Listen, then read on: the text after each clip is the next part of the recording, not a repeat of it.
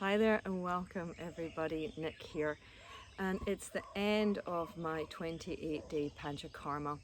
I came to India to do this cleanse. Even though I've been teaching about Yoga and Ayurveda for many years, I'd never actually done a full Panchakarma, a full month-long detox and cleanse. And I decided that it was time for me to do this because energetically, I had completed a big year last year in 2021. I turned 50. I have my son leaving to go to college. I decided to leave the town that I've been living in for 8 years and pack up my stuff to discover somewhere new.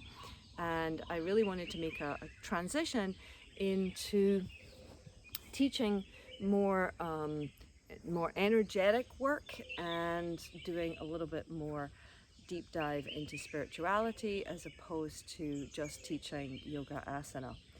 So that was what my intention was, to come here to India to do this 28-day cleanse, not only to cleanse my body, which quite frankly, through COVID, through the stress and strains of everything last year, there'd probably been a little bit too much of coping mechanism eating and drinking and habits that we all get into. So I wanted that to clear out, and more than anything I wanted to see who I was at my purest form.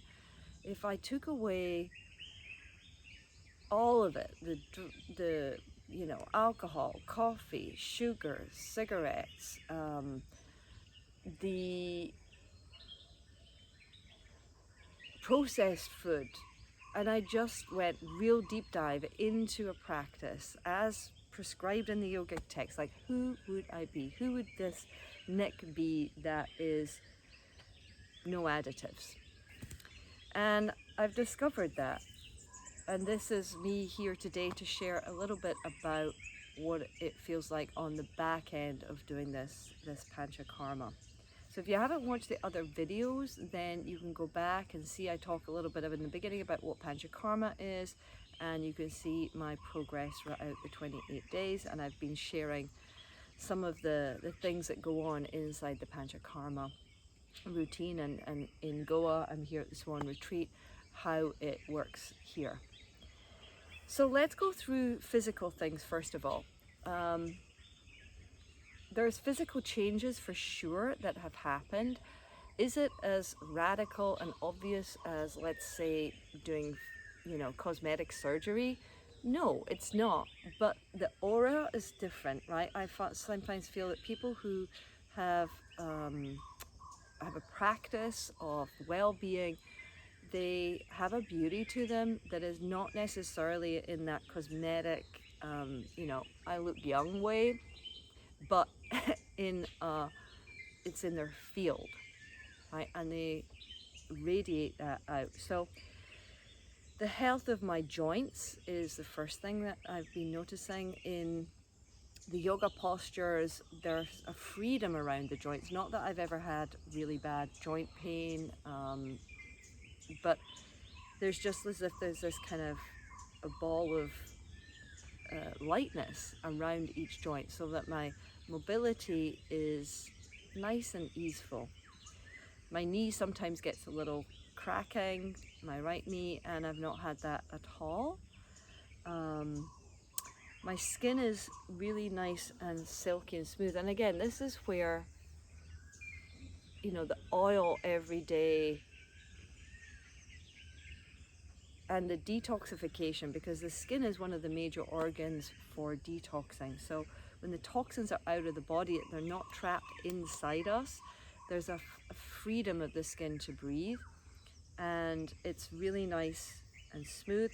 One of the things I've noticed, a small thing, but I had a scar here, a burn, that the mark was, it wasn't dreadful, but it was definitely noticeable, and I have been watching over the past couple of weeks. A lot of the changes have come in the last couple of weeks, that this is actually lightening up. And any body marks that I've been having, I had a little mark on my forehead that was here, and it is now not visible. It's just like the body, when it's not having to deal with the toxins, can get on and do next level cleaning, right? So it's like if your house is always a little bit chaotic, then you never get to do the deep clean. If your house has that general chaos and kind of weekly tidy up, it means that you can then get into the deepest parts of the cupboards. Same way with the detoxification. So because the heavy lifting was done in the first couple of weeks, now my body system's like, well, okay, what other little jobs do you have for us to do? And so that's where these small things, subtle things, but they are starting to heal themselves. Now, although if you're watching these videos, you'll have probably noticed that I have slimmed down quite a bit. And this is where the West is like, oh, is it a weight loss thing, this Ayurveda? Well, no. Although you may lose weight, you may tone your body. I came into this having had 4 or 5 months of just not really eating that well. I don't eat badly. I eat very healthily, but even so, the body weight is not just to do with eating. What your weight you're carrying is also to do with emotional weight and mental weight. And the body is a reflection of the mind. So my body now feels like my mind, pretty clear and very clean.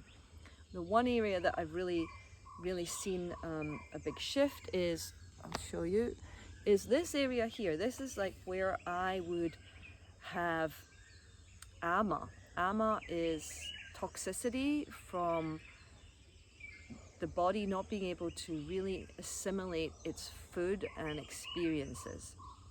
Now, anything processed we're eating, obviously the body doesn't recognize what plastic is, so it doesn't really know what to do with it. It gets shoved into pockets of cells, which are like fat cells, adipose tissue. So when the body detoxes, those cells can release that. And so this was much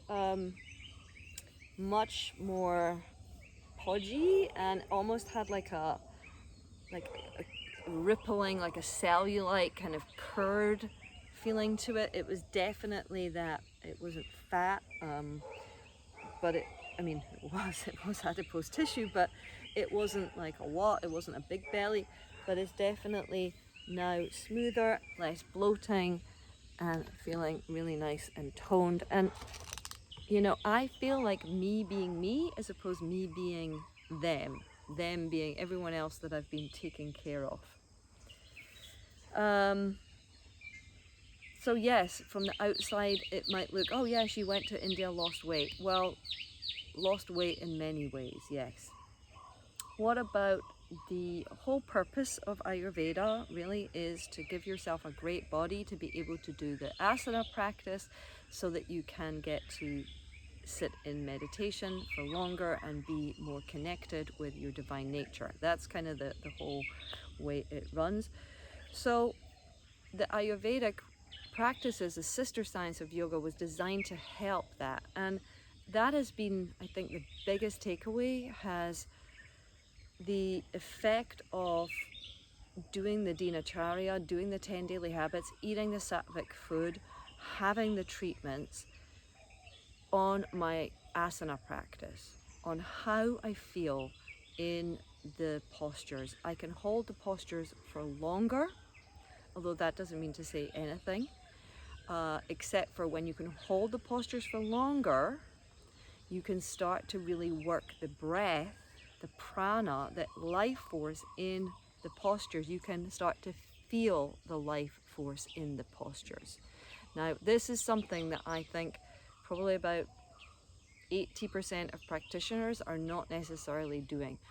And even if you do, this is like for me like next level. So to the point where I can actually almost feel the energy line. So in energy work, we're wireless. We're basically a big wireless machine here. These little silver threads of nadis or wireless currents are carrying prana, carrying electromagnetic energy into the field. That's what causes us to have vitality, life force, and energy. And through this last month, I've been able to actually have almost precognitive awareness of where the energy lines are in the body, and to be able to consciously yoke my breath to those energy lines to make the energy go in particular way. So it is a mastery of the body and the mind to work in the poses. The poses are clean. I'm not cutting corners. It doesn't feel like I am pushing in the poses. I have tons of energy, so able to do the practice. It feels like I'm doing it from the inside. It's kind of hard to explain this, but it feels like I'm doing it from the inside out, as opposed to kind of just doing the dance moves like, in a class. There's a lightness around me. So I've shared before in the pictures, but I'm sharing again, my eyes. So my eyes have actually, the iris has changed color quite significantly. And there's just a lightness here, and the white of my eye is much whiter. And then I take my gum out. Tongue is nice and pink, and there's just a feeling of glow. My skin is, you can see here, a little bit of a sheen to it. I mean, the wrinkles are still there, but it's like the wrinkles are still there, but the light is beyond the wrinkles, if that makes a little bit of sense to anyone. Now let's move to the mind. So when I came here, again, I wasn't, I'm not suffering from dementia or anything, but there would be times that I would forget words. I was, thinking about driving around the city and like, okay, which way. It was hard for me to calculate, trying to think about, steps in a project, trying to remember what to do. Not like debilitating, but it was just a little bit more of an effort, and I might not have freedom of expression through the words so quickly. I've been really having a sharp mind here, so like it's almost like the channel of words is open, the channels for thinking. I've been almost having this intuitive sense that the brain has been cleared out.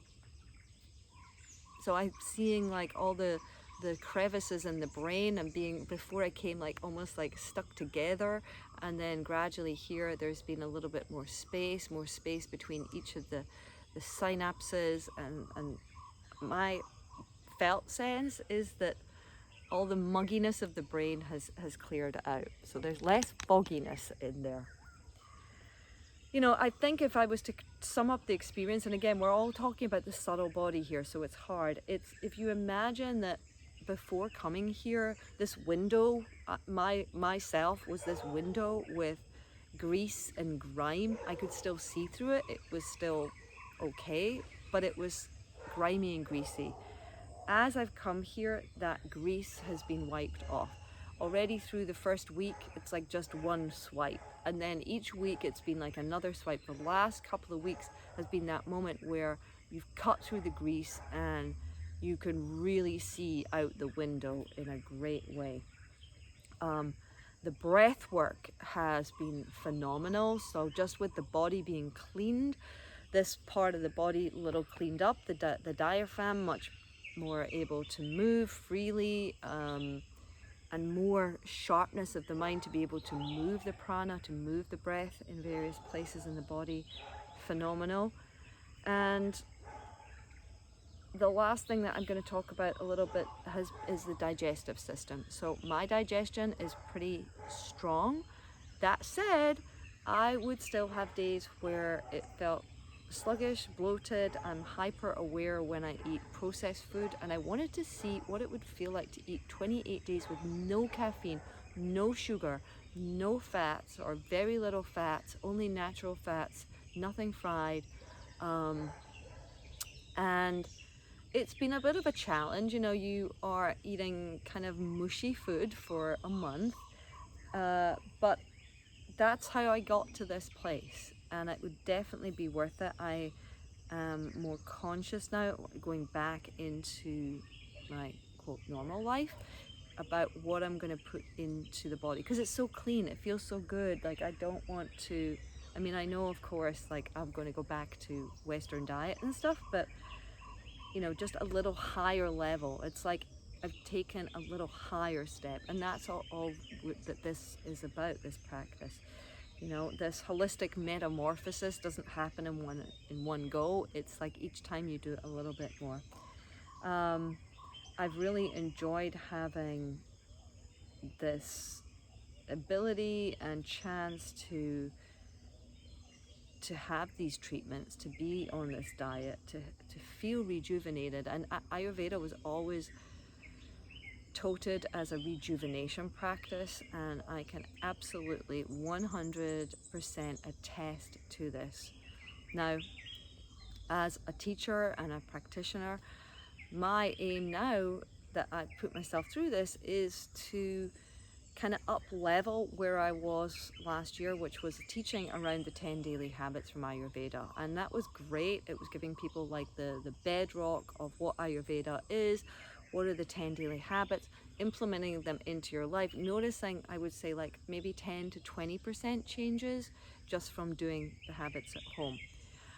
This year, 2022, later in the year, I want to start this next level, which is not just having a group that I can help to implement the daily habits, to teach about Ayurveda, to let people know that this is a healthcare system that is preventative. It doesn't cost a lot.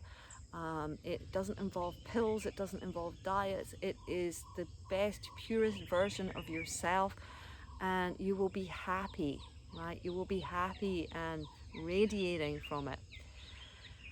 So my goal is to start a membership program. It'll be a small membership of people that I can lead through the 10 daily habits, with the intention of coming to this retreat at the end of the program so that you're actually living it, right? There's one thing to know the knowledge, another thing to actually have the experience, and I want people to have both so that they can have a bedrock of knowledge, information, and system, come here, experience it, and then go back and share it with their families, with their friends, and themselves, obviously, so that after we've had these pretty intense and rough couple of years with the focus being on health and immunity, a lot of people waking up to realize that there's a space for them to work for their better good. And when we work in our own bodies for our own better good, we just by default become better out in the world. It's like you are the planet within your body, so taking care of your body is taking care of everything around you. So thank you for joining me. If you've been watching all 28 days, I appreciate that, and please pop in the comments anything that you'd like to share. If you've done your own Panchakarma experience, please share that with me. And if you're interested in working together towards the end of the year with a view to February 2023, coming here to Swan Retreat with me, then please let me know. Sign up for my newsletter and stay in touch so that we can journey together next year. Ending all of this series with the words of my teacher, the words of the teachers here, Hari Om, Om Tat Sat. May you take the truth, beauty, wisdom, knowledge, everything that is there in this unbound potential, and may it come down through your heart, and may you share it with the world. Namaste.